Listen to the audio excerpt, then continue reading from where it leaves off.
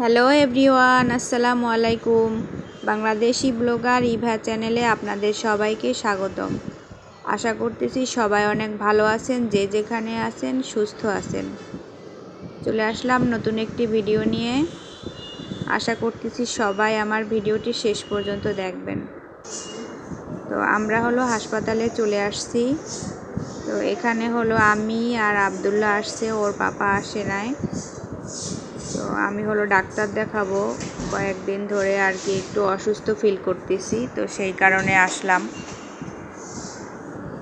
আর আসার পরে নিচতলা থেকে টিকিট নিয়েছি, এরপরে জমা দিছি। তো ডাক্তারের জন্য অপেক্ষা করতেছি।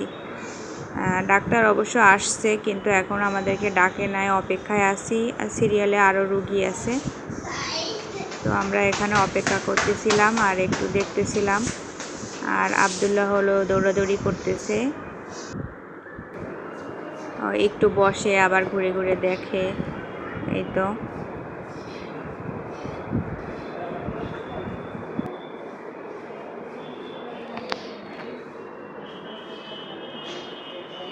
এখানে দাঁড়াও, জুতা খোলো, এখানে দাঁড়াও তো তোমার দেখি। ওদিকে ফিরে দাঁড়াও, হ্যাঁ হ্যাঁ, সোজা হয়ে নিচের দিক, সোজা হয়ে দাঁড়াও। হ্যাঁ, নামো, এবার নামো, জুতা পরো।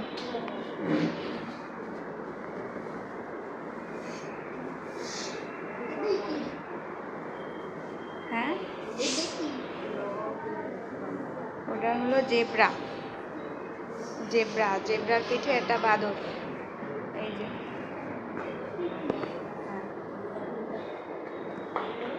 আর এই তো এখানে শিশু ডাক্তার বসে, নবজাতকদের দেখে। তো আমি দেখতেছিলাম আব্দুল্লাহর গ্রোথ ঠিক আছে কিনা। আর এই তো আব্দুল্লাহ অনেকক্ষণ বসে থাকার পরে ধৈর্যহারা হয়ে গেছে, সে একদমই থাকতে চাইছে না। তো বাসায় যাওয়ার জন্য সিঁড়ি থেকে নেমে গেছে, মানে অনেকক্ষণ বসে থাকতে ইচ্ছা করতেছে না ওর। আর এই তো ফাইনালি ডাক্তারের চেম্বারে আসলাম। আসসালামু আলাইকুম। আর এই তো আব্দুল্লাহ কোন ফাঁকে এখানে এসে বসে রয়েছে, আমি ওকে খুঁজে পাইতেছিলাম না, ও একদম পিছনে গিয়ে বসে রয়েছে। এই যে, আর ডাক্তার আমাকে কিছু পরীক্ষা নিরীক্ষা দিছে। তো এখন আমি কাউন্টারে আসলাম, আমরা 3 তলায় ডাক্তার দেখাইছি। তো কাউন্টার থেকে টাকা জমা দিয়েছি যে পরীক্ষাগুলো করানোর জন্য। এই তো এখন আবার 3 তলা যেতে হবে। আর এই যে ডাক্তার দেখানো শেষ, এখন আমরা বের হয়েছি, বাসায় যাব।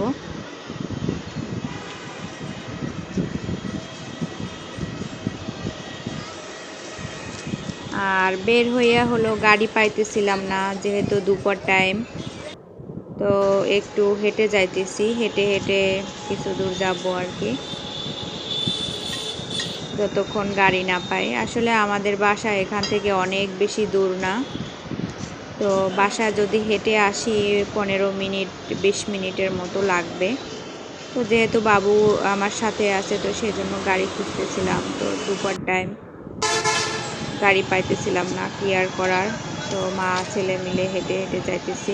আব্দুল্লাহ এখানে আসো, এখান দিয়ে আসো।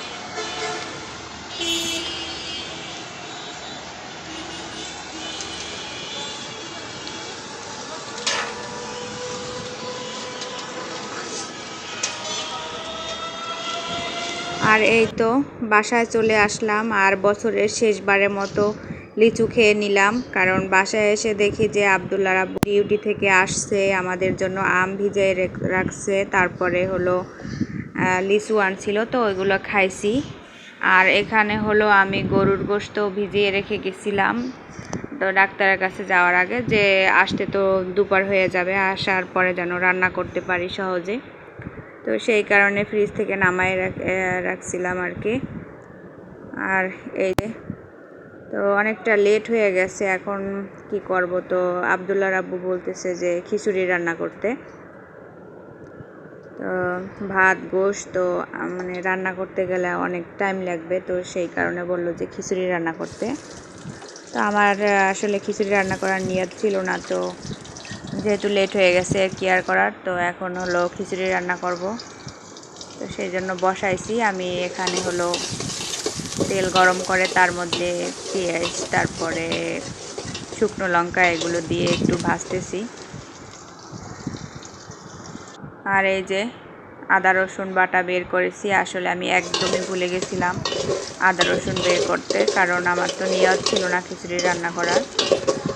তো এরপরে হলো আদা রসুন নামাইছি, আর এখানে হলো কয়েক কোয়া রসুন দিয়ে দিয়েছি। খিচুড়ির মধ্যে আস্ত রসুন থাকলে আমার আর কি খেতে ভালো লাগে। আর এই যে রসুন ভালো করে ভিজে নেয়, তো এর একটু ভেঙে আর কি দিয়ে দিয়েছি, যেহেতু রান্না বসানো হয়ে গেছে। বাটা রসুন দিছি, এখন একটু কষাই নিতেছি। আর এখন হলো হলুদের গুঁড়ো, মরিচের গুঁড়ো দিয়ে দিলাম। দেওয়ার পরে একটু নেড়ে চেড়ে নিতেছি,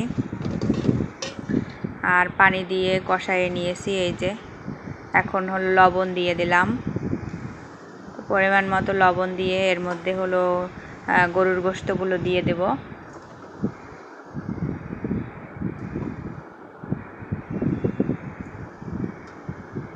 এই তো এখানে হলো আমি আধা কেজির একটু বেশি গোশ নিয়েছি।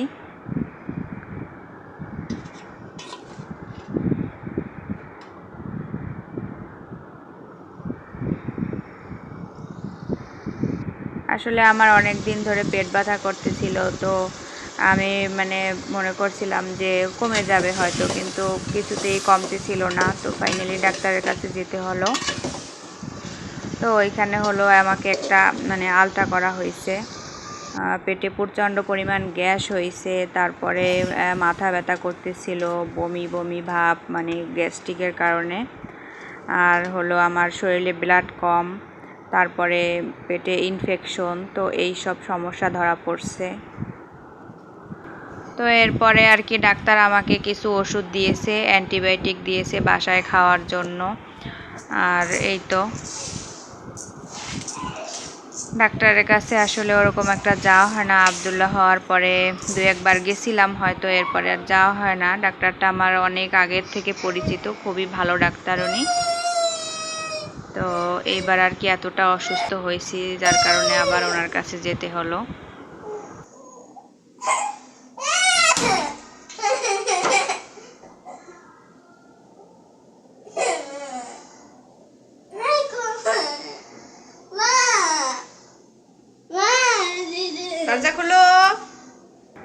আর এই তো আবদুল্লাহ হলো আমাকে নালিশ দিতেছিল যে ওর পাপা গেট লাগাই দিয়েছে, সেই কারণে।